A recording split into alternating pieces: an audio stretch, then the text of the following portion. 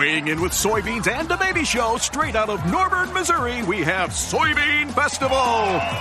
From Hayward, Wisconsin, at 73 years young with the world's largest muskie statue, put it together for Muskie Fest. Finally, packing a punch with fire dancing and a pet costume contest, the Roseau, Minnesota Fall Harvest Fest.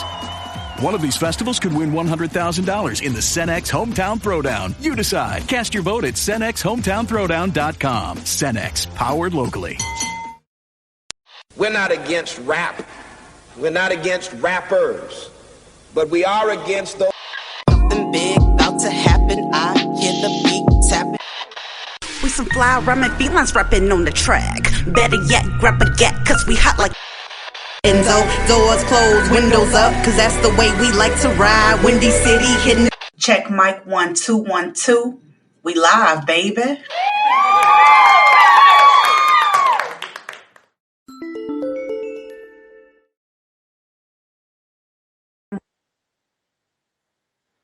Good morning, you guys.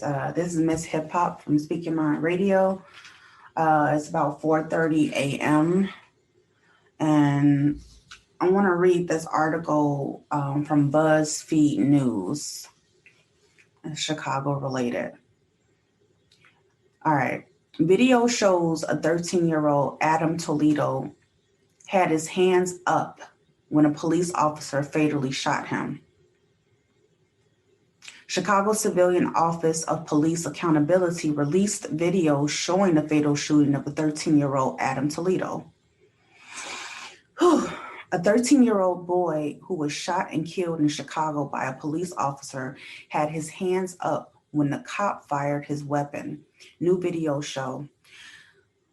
The City Civilian Office of Police Accountability posted the videos online Thursday along with other recordings and police reports relating to the shooting of Adam Toledo. Following weeks of protest over the boy's killing and demands to release the body camera footage to the public. What the video showed amounted to an assassination. Adina West Ortiz, the Toledo family's attorney, said at a press conference Thursday evening, "If you're shooting an unarmed child with his hands in the air, it is an assassination," she said. She told reporters.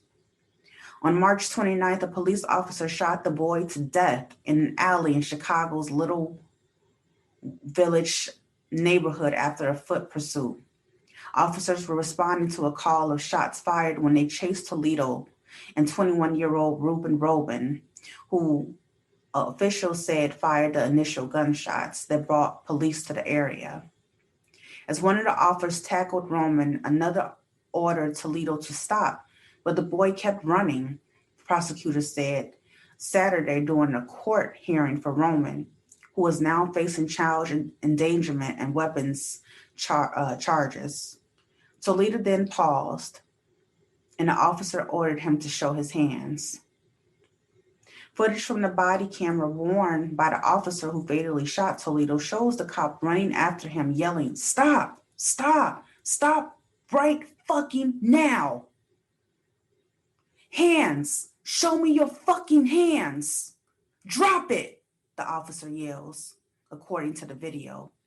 2 seconds after the officer orders him to raise his hands, the boy can be seen with his hands raised as the officer fires one round, causing Toledo to fall backward to the ground at an opening along a fence.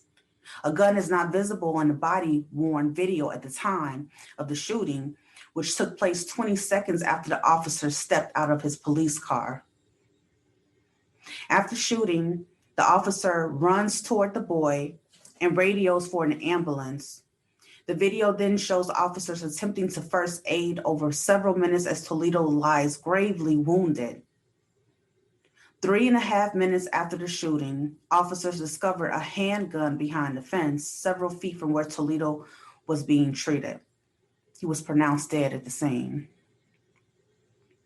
Prosecutors initially said that the boy turned toward the officer and had a gun in his right hand immediately before the video was released. However, the Cook County State's Attorney Office told WGN9 that detail was inaccurate and that the attorney who provided the information failed to fully inform himself before speaking in court. Footage from a camera across a parking lot next to the alley shows Toledo's right arm moving behind the fence, making a tossing motion. Then he turns back toward the officer with his hands up. His family's attorney stressed that although video showed the 13-year-old appearing to toss something behind the fence, he was unarmed and with his hands in the air at the time he was shot. Adam, during his last seconds of life, did not have a gun in his hand, Wes Ortiz said. His hands were empty when he was shot in the chest at the hands of the officer. He did not have a gun in the hand, contrary to the reports made earlier today. The attorney added it was irrelevant whether Toledo had been carrying a gun. It could be a gun. I'm not going to deny that. It could be a gun, she said. It's not relevant because he tossed the gun. If he had a gun, he tossed it. The officer said, "Show me your hands." He complied. He turned around. However, he had in his hand, there was something in his hand. He approaches the fence. Let's it go. He turns around and is shot, Wes Ortiz said. In the police records released Thursday, the officer who fatally shot Toledo was identified as a 34-year-old Eric Stillman. According to a tactical incident report, which includes a set of boxes for officers to check, Stillman made claims about Toledo's behavior, some of which do not appear to be borne out by the body-worn video. The officer checked boxes that Toledo did not follow verbal commands, fled, possessed an imminent threat, used force likely to cause death or great bodily harm, and that he was armed with a semi-automatic pistol.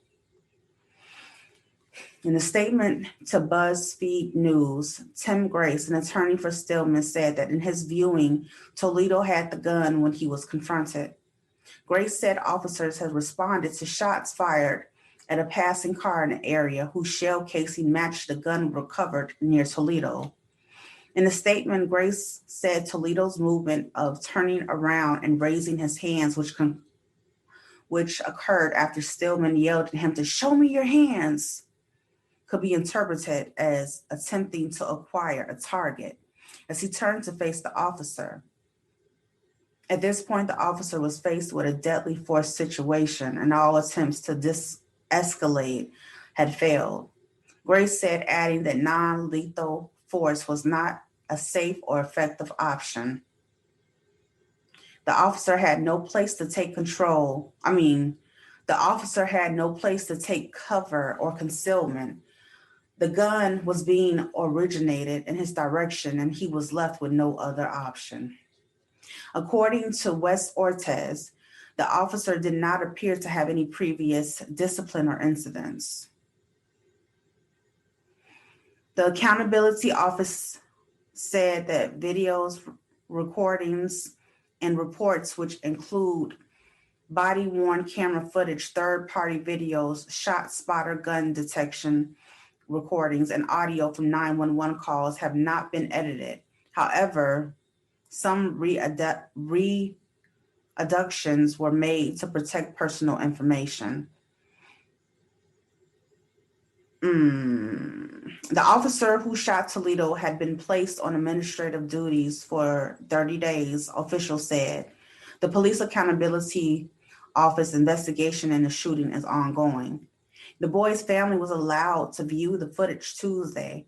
Their attorney office said in a statement that watching the video was extremely difficult and heartbreaking. The statement said that they could have continued with their own investigation into the incident. Toledo's death has sparked outrage across the city, where young people in many communities are often exposed to gun violence. The seventh grader is the youngest person in years to be killed by Chicago police, according to the Tribune. That is so sad, y'all. That is really sad. And the reason why it's sad is because it's a kid, man. This is not about just race anymore, y'all. This is about the unjustification of throwing your power around. I honestly, reading this story, to be honest, I do feel like in this instance, so to speak, that maybe the officer too was scared too. You know what I'm saying? And maybe they made a really, really bad decision at the last minute. But that doesn't justify what happened. Yeah, two wrongs do not make a right. Yeah, you ran and then they shot you. That is so messed up. And then the person, the 13-year-old Adam Toledo was running with, he was a felon. He was, and they charged him with all types of charges, gun possession. I can't remember the other charges, but it was a charge after a charge after a charge, while the police officers get to go home. And I know that's like, it sounds like I'm taking both sides. I'm not. I'm just looking at it in a different light because I don't know what happened. I don't know these people, but my heart is broken because you just heard me say that the 7th grader is the youngest person in years to be killed by Chicago police, according to the Tribune. So that right there puts things into perspective that if you do comply with the police, you still gonna get shot. Like, what is the point of having all this? And I'm not, like I said, I'm not pointing and blaming blah, blah, blah, but what's the point of having all this expertise on your side and this training if you don't understand what you're supposed to do during a foot chase? You see everything that's happening. You saw he tossed something. Most of the time doing foot chases in the alley on the street, they're running for a reason. Either they're scared, yes, or they're trying to hide something and trying to freaking get rid of it, And you didn't even give him a chance to surrender. As soon as he turned around with both hands up, you shoot him. There's a lot of incidents like that. I just,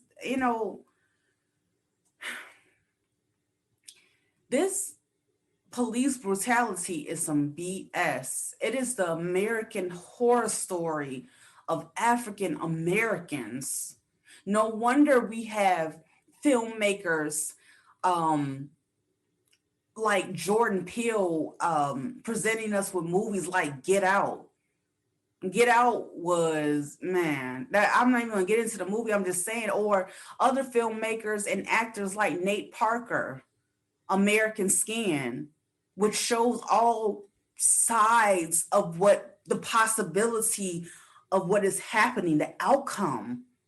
I cannot stress that enough. I know it's just a movie, but our lives are not just a movie. We don't live just by chance. And one thing that our ancestors want us to do is learn how to articulate our voice. Tell it like it is. Control the reaction that is given. If you notice, every freaking time something happens to our Black men or just with police brutality, what do?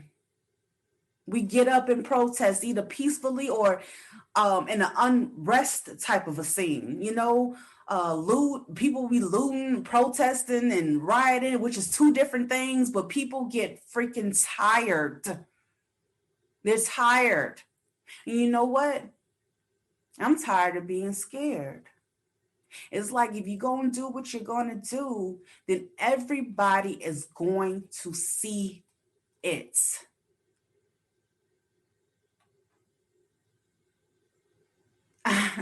I'm alluding to the fact of change the reaction. I wasn't trying to even go there, but okay. What happened last May with Floyd? Oh my God, that was just so terrible. And look, having a police officer kneel on your neck for 9 minutes while his hands are in his pockets. Actions speak louder than words. They really do. So a year later, we're on trial now. Okay, I call that a mock trial. And the reason why I say it's a mock trial is because, as in recent events, these police officers just really started getting charged. But the thing is, when they're charged, the time doesn't fit the crime. Oh, I didn't know which apartment I was walking in. Oh, I thought it was a taser. Oh, this, oh, that. Okay. But the person is dead now, and they cannot defend themselves. All they have is the people. And if our voices don't make a difference, then what does? I am confused by the events evolving because it keeps happening. Ida B. Wells, she said that back in the day, like it was like in the 60s, they were using Americanized lynching to terrorize the African Americans in the land. And they're still doing that. I think they just found the body in a river, y'all. What the fuck? Excuse me, like for real. This has been going on for decades, and you just have to ask yourself, why? Why, God?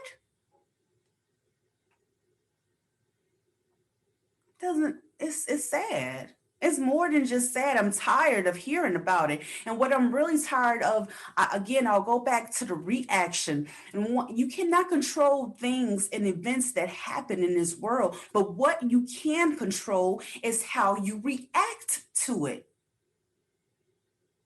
There has to be some type of natural force involved to change the fascist policies in the American ways of living. Like, how are we not protected? And your job is to protect and serve.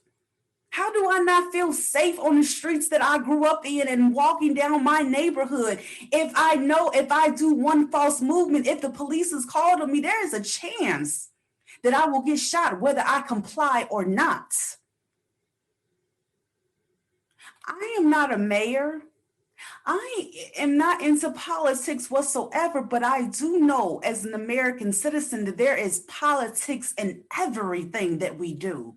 And I do mean that because there's a higher rank. As you can see, Adam Toledo, I don't believe that he was Black. Okay. So that's why I wasn't putting race into it. You are not judged on the color of your skin anymore, so to speak, or two, but you're more judged on the classification of your status. We're in a predominantly Hispanic neighborhood.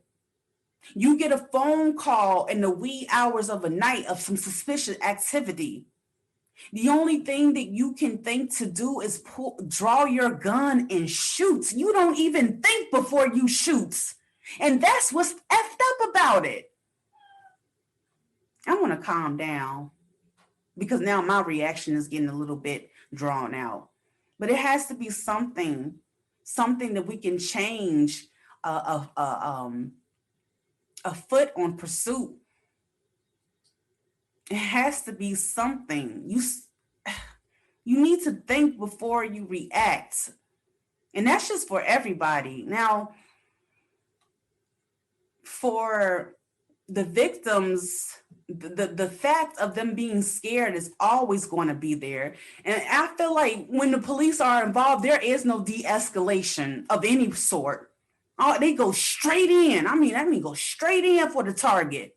Boom, boom, boom, boom, boom, boom. That's all you know how to do. Because you scared too. And when we scared, all we do is run. I'm tired of running. And I'm tired of being scared. I want to use my voice for the better of this world, period. What's the point of having body cameras on officers if you're not going to use it as evidence in a court case? What's the point of the city spending millions and billions of dollars on street cameras when crimes go down? You still don't know who did what, but you got all these cameras around. to track our every movement. I don't understand. And at every traffic light, we got a camera. So if you run a light, you get charged for that. They see that, don't they? But when some messed up shooting on the expressway happened, you don't know nothing either. But you want, oh, let's put cameras around. Cameras for what? You mean them same raggedy ass cameras they got in Ford Heights, which is a suburb of Chicago? That ain't solving nothing either. The streets are ran down. How about, and everything is a mock trial to me, because like, how about how many times they work on, I'm just going to say a Lincoln Highway. They work on the same part of Lincoln Highway every summer, honey.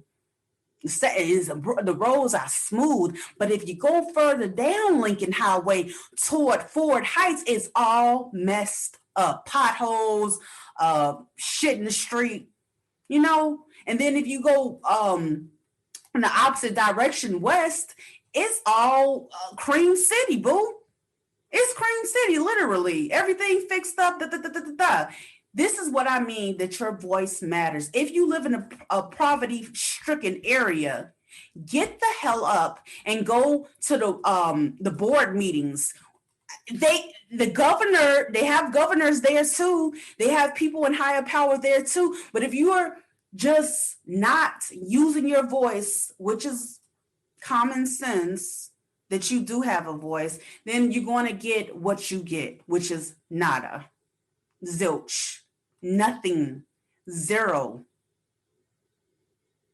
I'm probably talking to myself here. I just get so riled up sometimes that I just don't see things the way other people see things sometimes. And it's just like something can change. We can come to an agreement, because the police officers that shoot these innocent victims should be charged just like the lowlives they think they're going after. If you shoot somebody, you just on administrative leave. What is that? You took somebody's life. Why aren't you put behind bars your dang on self? I don't get that. And then I know the courts are slow. I get that. You know, wait a whole year just to have a trial. I call that a mock trial. You know, when students are going to school to study to become a lawyer, they have to do mock trials. You know, we have to pretend like they're in a real trial. That's what I feel like when I see see just things that are taking place right now. It's just ridiculous. I mean, but yeah, I just wanted to bring that to light.